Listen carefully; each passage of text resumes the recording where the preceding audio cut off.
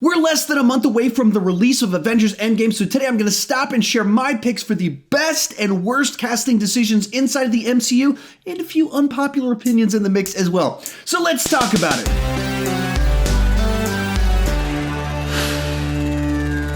Hi, my name is Sean Chandler, and I love to talk about movies way too much. With that in mind, join me down in the comment section, share your picks for the best and the worst casting decisions inside of the MCU.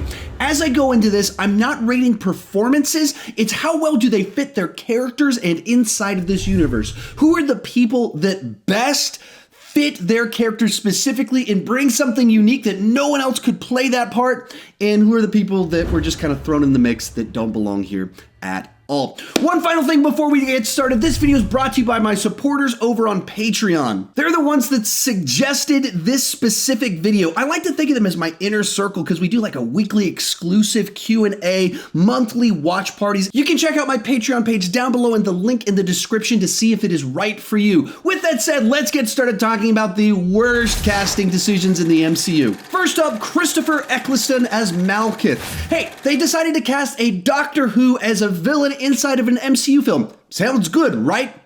Wrong. It does not work at all. Granted, the script doesn't give him anything to work with. There's nothing distinct in his lines or anything. But at the same time, he's just played as a random face inside of a gigantic army of dark elves. So he's easily one of the worst. Next up is Annette Bening as Mar-Vell, and a computer manifestation of sorts. I don't know what she was doing in this movie, if she thought it was good, if she was just directed to do what she does in this film, but it's awkward and feels out of place inside of a movie that has a number of awkward, strange performances in it. She is the worst of the bunch. She breaks into dancing at one point in time. It's a very strange performance inside of this film. I don't know what they were thinking. This next one is heartbreaking, but Sylvester Stallone as Yondu's exposition dump character. I love me Sylvester Stallone. He's probably one of my favorite actors. I was so excited to hear that he was going to be in the MCU, and not just in the MCU, but inside of a Guardians of the Galaxy film. And then his character just feels really out of place. There's not much of a character. He's just there to dump exposition about Yondu to set up the big finale for Yondu. And even his performance, it feels odd inside of the movie that we're in, where everyone else is a little bit campy and jokey, and then you have like a dead serious Sylvester Stallone, so it felt out of place. So as much as it breaks my heart to include Stallone on this list, I have to. Then I'll clump a bunch together, the forgettable love interests, Natalie Portman, Liv Tyler, and Rachel McAdams. This one is another one that's frustrating for me because I like Rachel McAdams, I like Natalie Portman. They're just so forgettable inside of the MCU. I frequently forget Rachel McAdams is actually inside of the MCU. And the weird thing is that the people that they're matched with tend to have chemistry with everyone. Stop and think about it. A month ago, they put out an Endgame trailer where these guys have like a 3-second scene together, and the internet has been speculating that maybe there's going to be a thing between the two of them. But no one cares about Thor and Jane. And so that's kind of where for these ones, they're just these weird castings where they're A-list actors that just could not make any sort of mark inside of the universe. But the worst is going to be Kat Denning as the sitcom sidekick. Her character has some moments that made me chuckle, but as a whole, the character and the performance just feel plucked out of a sitcom, thrown into the MCU just to add a little bit of extra levity into the mix, especially in Thor the Dark World, where her character has nothing to do, so they give her character her own sidekick inside of it. There's a weird love interest in there. She's just there to sprinkle a little bit of entertainment on top of the whole thing, and so her character to me kind of cheapens the quality level of the MCU. With that said, let's move on to my unpopular opinions when it comes to casting. First up, Cobie Smulders seems wildly miscast to me inside of these films. I think this is an unpopular opinion, but every time she's on screen, I just don't buy her as this type of character, an agent of S.H.I.E.L.D. And so it kind of pulls me out of the movie a little bit. I've never been like wowed by her performances or anything like that. So that's number one. Second unpopular opinion, I think that Edward Norton was a better fit for Bruce Banner than Mark Ruffalo is. Now, I think they've done a better job with the Mark Ruffalo version of the character because he's had more time. They've written him better. But as for just the fit of a scientist, Edward Norton has that vibe much more so to me than Mark Ruffalo. I just don't buy Mark Ruffalo as a world-class scientist. He's got chemistry with the other cast members. He can be funny. But as for who Bruce Banner specifically is, I get that vibe much more so from Edward Norton. And then as we moved into Infinity War, I thought that Mark Ruffalo was the weakest actor in the entire film. His performance was very odd to me, especially as the movie went along. Early on, I could understand why he was acting kind of weird and funky because the Hulk wouldn't come out. But his whole performance throughout the whole film, I thought was kind of the weak link of the film. And finally, I've said this one before, but I think that Terrence Howard is a much better fit as Rhodey than Don Cheadle on pretty much every level. When I just think military man, I think Terrence Howard fits that a little bit better. When I think just kind of the buddy bromance stuff with Robert Downey Jr., I thought that worked the best in the first Iron Man movie. And as we've gone through these movies, it's not that Don is giving a bad performance and I'm like, oh, that's weird right there.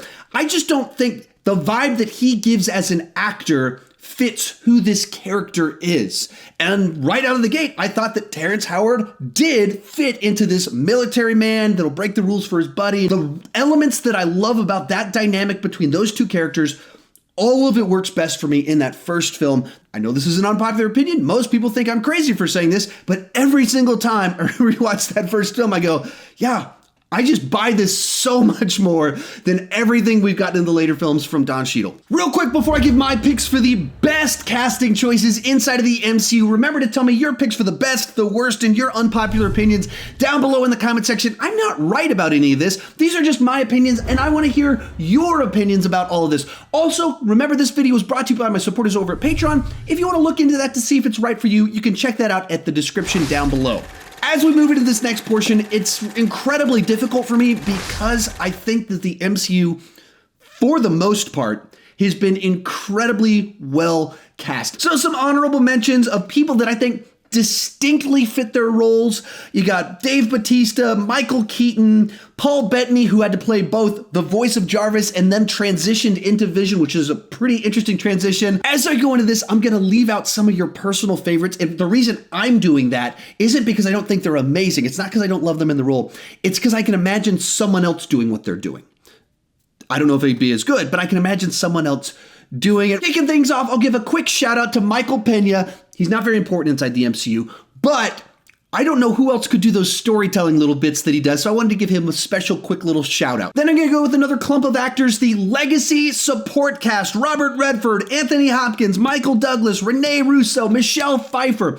One of the things that I think the MCU has done really well is that they've gotten these classic legacy actors to fill in these different spots in places that they would have something distinct to bring to the table. Odin, played by Anthony Hopkins, is amazing casting. Getting Robert Redford to play this kind of political character is amazing casting, and it just elevates the gravitas of these films and gives them this extra sense of legitimacy because they're bringing in these classic actors, filling them into these roles, and I think it elevates everything. As the most improved player, I'm going to go with Chris Hemsworth as Thor. If you watch the original film, he's good in it. He, of course, has the physicality. He's got a couple good jokes in there.